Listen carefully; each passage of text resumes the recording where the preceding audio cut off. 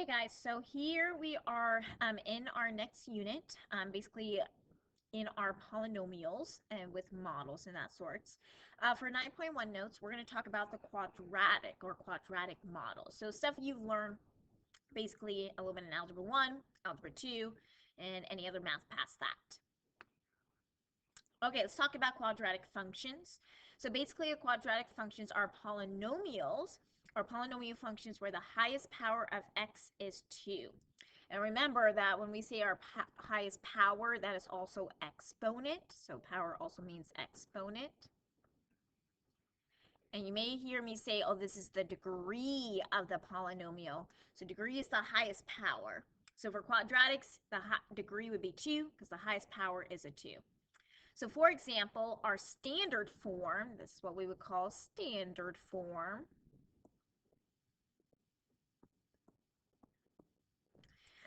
is ax squared plus bx plus c. So a can never equal 0, and a, b, c are all in the reals, okay? So that means they have to be all real numbers, nothing with I. And then the graph of the quadratic function is what we call the parabola. So it always makes a U shape.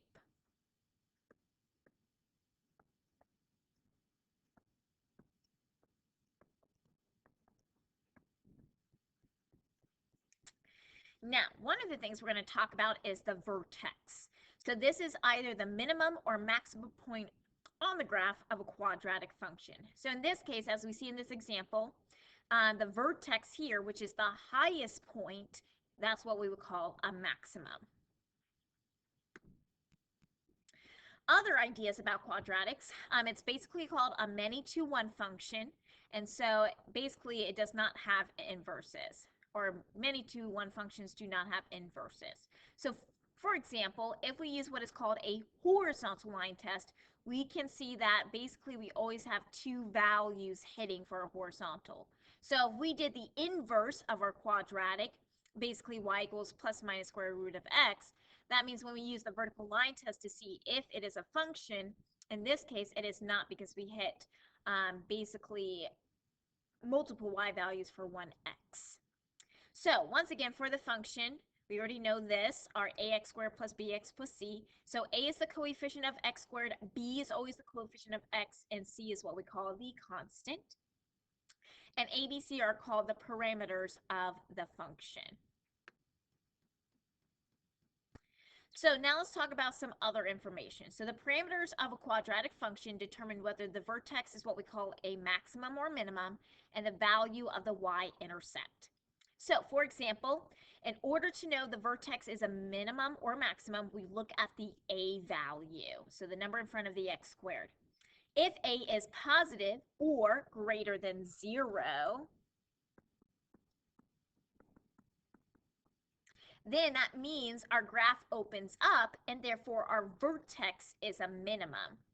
Now, if a is less than 0, that means negative, so we have a negative a value.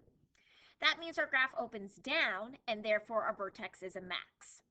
Now, how we determine the y-intercept, this is very easy. In standard form, we can find the y-intercept by doing 0 and whatever the c value is. Okay, so that's how we figure out the y-intercepts of any quadratic function in standard form. Another way to find the y-intercept is setting all your x's to 0. Okay, last thing we need to talk about are x-intercepts or intercepts, because we're going to talk about x also. So we've talked about y as well, the intercepts. So the x-intercepts are the points where the graph cuts the x-axis, as we can kind of see just a little sketch here. So anytime we cross the x-axis, these are called x-intercepts. Now there are also other names. They're also called zeros, roots, and if we were solving for them, we would call them solutions. Because they are x values where basically f of x equals 0, okay? Now, you can also find the x-intercepts by using the quadratic formula. So we usually use this.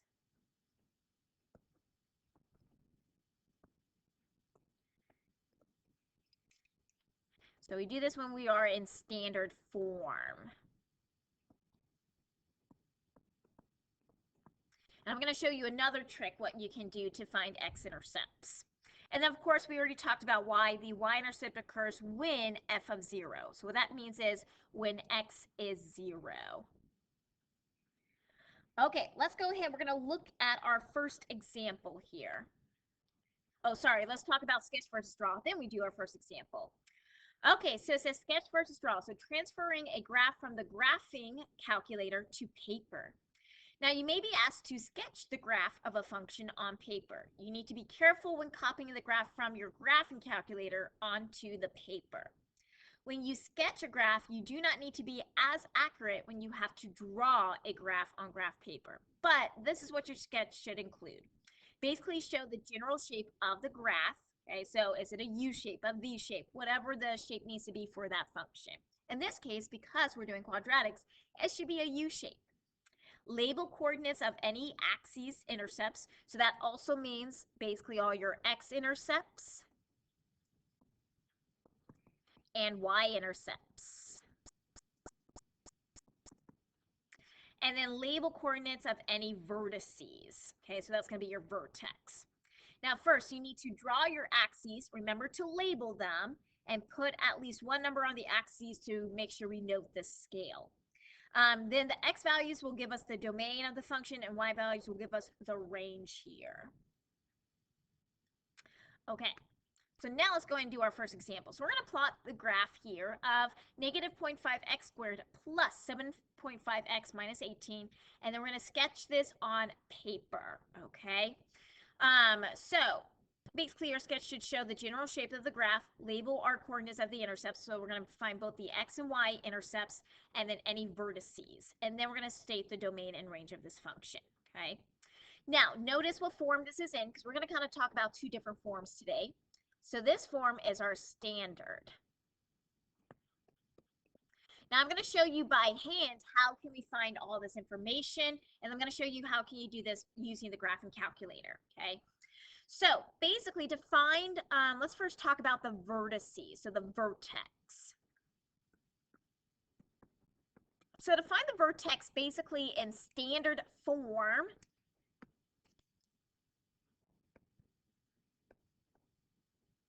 if you remember or recall, is we're going to use the formula opposite of b over 2a. So our opposite of b here is negative 7.5, and then we have 2 times negative 0.5. Of course, just plug that into your calculator, okay? So let's do that here. So I can basically, I'm going to do parentheses. Well, I don't need to do that. Okay, negative 7.5, and then divided by now parentheses 2 times negative 0.5, or you can do that in your head. It should give us 7.5. Okay, now to find the y value, we just take this x and plug it back into the function.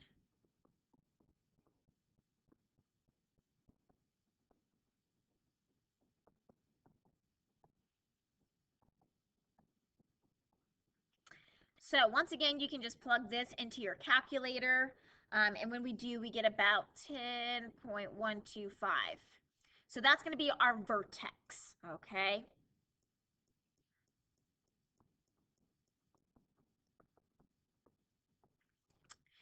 Now, how we're going to find the vertices here, or sorry, our intercepts. Okay, let's talk about the y-intercept. Well, this should be easy. Remember, the y-intercept is 0 and our c value. So we go back up. This is our c value. So that means our y-intercept is 0, negative 18. Now let's talk about how to find the x-intercepts. Okay. So as stated, we can use the quadratic formula if we want to. So remember that is opposite of b, so we got negative 7.5 plus minus square root of, then we do 7.5 squared, so our b squared, minus 4 times our a times our c, and that's all going to be over 2 times our a value. Okay. Now, we can definitely do that. Or another way is we can find the x-intercept by factoring. Okay. So this was a little bit harder because we do have decimals, but actually all of these have something in common, okay? They all have the 0.5 in common. So we can actually take that out, and I'm going to make sure I make it into, or take the negative out for that, okay? Because we don't want x squared to be positive. So I'm left with x squared here, and then you can do 7.5 divided by 0.5. That gives us 15. And so we need to do the opposite sign, so minus. And then take 0.5, so 18 divided by 0.5, that should just give you 36. So I think that would be a plus 36. And then here we can go ahead and we keep factoring, so we have negative 0.5. And then we find all the numbers that multiply to 36. So we got 1 and 36, 2 and 18, 3 and 12, 4 and 9, 5, and then 6 and 6. But we want the pair that'll combine to a negative 15. That's going to be our 4 and 9. So we got x basically minus 4. Maybe not that. 9, 10, 11. That makes 13. Wrong one. It should be 3 and 12. My mistake. Should be 3 and 12. There we go. So minus 3, and then x minus 12. So this is what we would call our factored, or they may say intercept form. It just depends on what they call it, but they mean the same thing. So factored or intercept form. So here, what we can determine here is our x-intercepts. So our x minus 3 and x minus 12, we can set those equal to 0. So we get x equals 3. And then we can do x minus 12, set that equal to 0, we get x equals 12. So our x-intercepts here are going to be 3, 0, and 12, 0. Okay. So now that we have our vertex, we have our x-intercepts, and then we also have our y-intercept, we can go ahead and sketch this graph. There we go. So I'm going to go ahead and make this black so we have that. So here, here. Now make sure we label so we have our x and y. And then we do want to place some numbers here. So I'm going to go by 5. So I have 5, 10, 15, 5, 10, 15. Then 5, 10, 15, 20, 5, 10, 15, 20. Now I do need to make sure I write down what these are. So this is 5. This one is negative 5. That's also negative 5. And then we have negative 10, negative 15, negative 20. So this will be 5, 10, 5, 10, negative 5, negative 10. There you go. So you do need to make sure you label. As they say, if you do not put numbers here, then you do not know what your scale is. So you got to make sure you place numbers. Okay, so first let's talk about our vertex. So 7.5, so that's kind of in between. And then 10.125, so about maybe right here. Now we need to label that, so we just need to label a 7.5 and then 10.125. Now notice what our A value is. Notice that since our A value, if I just go back up here, okay, is negative or less than 0, that means our vertex is going to be a maximum because our graph is going to be opening down. So that's kind of important here. So now what I'm going to do is make sure that my graph goes down when I graph this. Okay, so make sure if you need a pause so you can write this information because I'm going to go back and forth a lot, make sure you do that.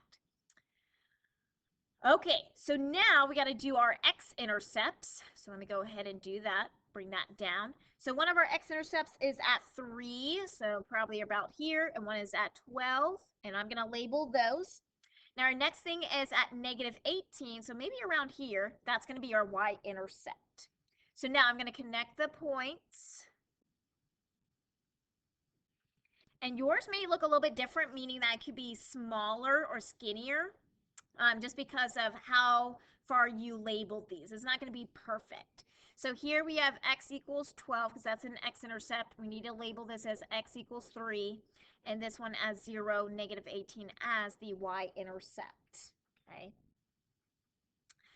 Okay, so that is the sketch of our graph. So now we need to talk about domain. So remember, domain deals with all the x's. Notice that though our arrows are going down, right, they are still going to the left and to the right. So that means when we write this in our set notation, basically our x's include all real numbers. So that's what this R means, all real numbers. And then this here, remember, it means includes. So x includes all real numbers. Now range, we will not include all real numbers because we're not hitting all the reals. This, notice that we are opening down, so that means we have a highest point and then our smallest. So how we write this is, I'm going to need more room than that. Now we do want to indicate that all the y values do include just real numbers, not imaginary and not complex, but we do need to state that y is less than or equal to basically the y value of the vertex. So y includes all real numbers, but it only goes from 10.125 all the way down. And then this is a curly bracket. So 10.125 and then curly bracket at the end. Okay. So make sure we need to pause, write this stuff down because I did go quite quickly. Make sure you do that. So I'm going to go slowly up. So if you need to pause and then take all this information down, you do so. Let me go up. So if you need to pause so you can take this down, make sure you do so. There we go. So this was our vertex, y-intercept, x-intercepts, all that information. Okay, the last thing we need to talk about for quadratics is how to find the axis of symmetry, which actually is very, very easy.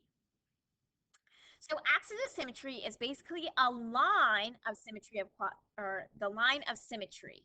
So basically it's a line that goes through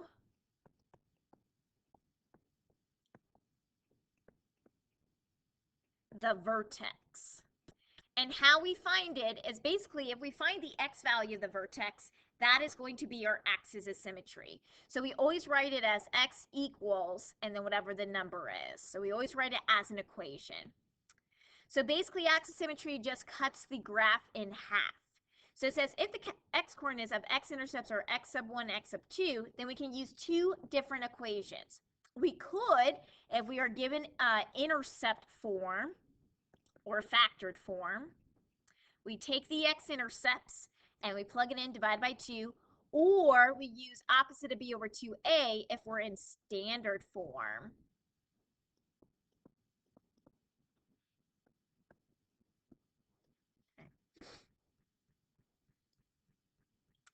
Okay, and then here we kind of already talked about this. Well, not in intercept form. We did talk about how to find the x and y values for standard. So let's say we are in intercept form. How we find basically the vertex of the graph when we are in intercept form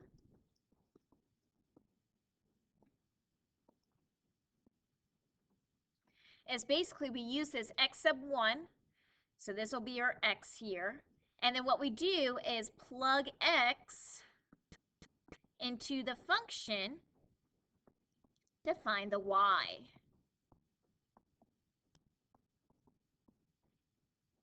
So that's how we do it in intercept / factor form. So make sure we need to pause this and write this down that you do so. Okay, so let's go ahead. We're going to do our last example where we're just going to be writing or finding the equation of the axis of symmetry. So find the equation of the axis of symmetry of, look, we just did this problem, right? Which we studied in example 1. Now, I'm going to show you both ways of how to do this. So we're first going to do it when we're in standard form.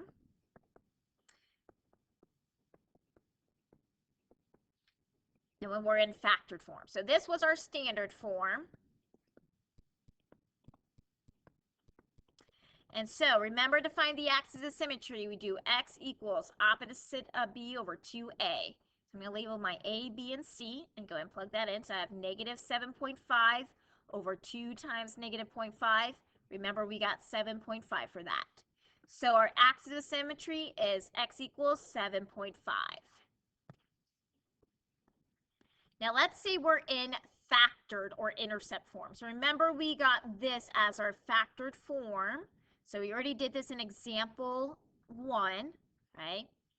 So here we must do our x sub 1 plus x sub 2 over 2. So how we identify our x-intercepts, remember we said we're going to say x sub 1 is 3 and x sub 2 is 12. So here's an x-intercept and here's the x-intercept. Okay, remember just set these equal to 0 to solve to find your x-intercepts. So basically, you're finding the average here to find the axis of symmetry because your vertex is going to be the same distance from your x-intercepts. So we have 3 plus 12 divided by 2. So that gives us 15 over 2, which we said was 7.5. So we should get the same answer because it's the same function. Okay. So that's how you find axis symmetry in standard and then intercept/factor form.